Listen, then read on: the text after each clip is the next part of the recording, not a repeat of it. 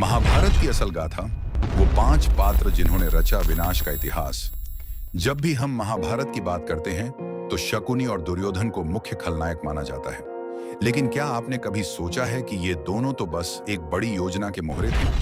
असल में महाभारत का बीज उन 5 पात्रों ने बोया था जिन्हें अक्सर धर्मप्रिय, प्रतिज्ञावान या त्यागी कहा गया, पर जिनके अहंकार, क्रोध और मौन ने पूरे कुरुवंश को विनाश की ओर धकेल दिया। चलिए जानते हैं उन 5 पात्रों को जिनके निर्णयों और कमजोरियों ने महाभारत जैसे महासंग्राम को जन्म दिया। एक राजा द्रुपद, प्रतिशोध में झुलसता एक पिता। पंचाल का राजा द्रुपद प्रतिशोध की ज्वाला में जल रहा था।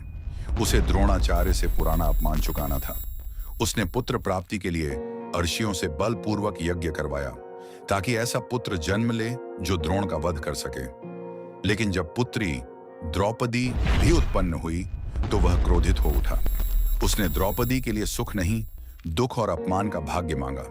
यही शापित भाग्य द्रौपदी को अपमान, पीड़ा और प्रतिशोध की ज्वाला में झोंक देता है और महाभारत की शुरुआत होती है। दोनों भीष्म पितामह, मौन की आड़ में झुलसता धर्मगंगा पुत्र भीष्म, जिनकी प्रतिज्ञाओं को अमर कहा गया, लेकिन यही प्रतिज्ञा बाद में विनाश की नींव बन गई। गांधारी का विवाह जब धृतराष्ट्र से तय हुआ तो उसके पिता राजा सुबल ने विरोध किया, पर भीष्म ने कुरुवंश का अभिमान दिखाते हुए बलपूर्वक गांधारी को हस्तिनापुर लाया। यह अपमान गांधारी के भाई शकुनी के मन में विष बनकर भर गया और वही विष महाभारत का सबसे घातक बीज बना। सभा में द्रौपदी का चीरहरण हुआ, धर्म रौंदा गया, पर भीष्म मौन रहे। उनका यही मौन उस युद्ध की पूर्व घोषणा बन गया। 3 युधिष्ठिर, धर्म के नाम पर अंधा अहंकार धर्मराज कहे जाने वाले युधिष्ठिर। लेकिन जब जुए की बारी आई तो वही धर्म नजर नहीं आया। उसने एक एक कर सब कुछ दांव पर लगाया, राज्य, भाई और अंत में अपनी पत्नी द्रौपदी तक। जब उसका धर्म उसे न्याय के विरुद्ध जाने से नहीं रोक सका, तब उसका मौन, उसका घमंड, सब कुछ महाभारत की आग में घी बन गया। 4 कर्ण, दानवीर या अधर्म का साथी।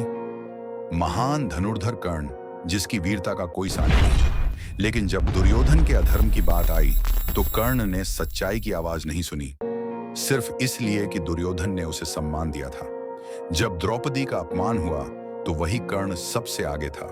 उसके शब्द द्रौपदी के आत्मसम्मान पर प्रहार थे, जो प्रतिशोध की ज्वाला बनकर धधक उठे। कर्ण की युद्ध कला दुर्योधन का सबसे बड़ा हथियार बन चुकी थी और यह हथियार पांडवों के विनाश के लिए उठाया गया।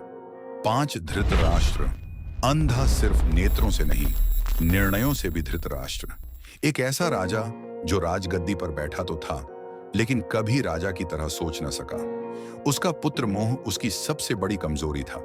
उसने हर अन्याय पर आंखें मूंद दी, चाहे वह पांडवों को जलाने की साजिश हो, उनका वनवास हो या द्रौपदी का चीरहरण।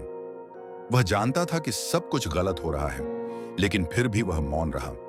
उसका यह मौन, यह पक्षपात ही महाभारत की सबसे बड़ी चिंगारी साबित हुआ। तो सोचिए, क्या सच में शकुनी और दुर्योधन ही इस युद्ध के दोषी थे, या फिर वो 5 सम्मानित पात्र जिनका मौन, घमंड और निर्णय ही विनाश की असली वजह बना?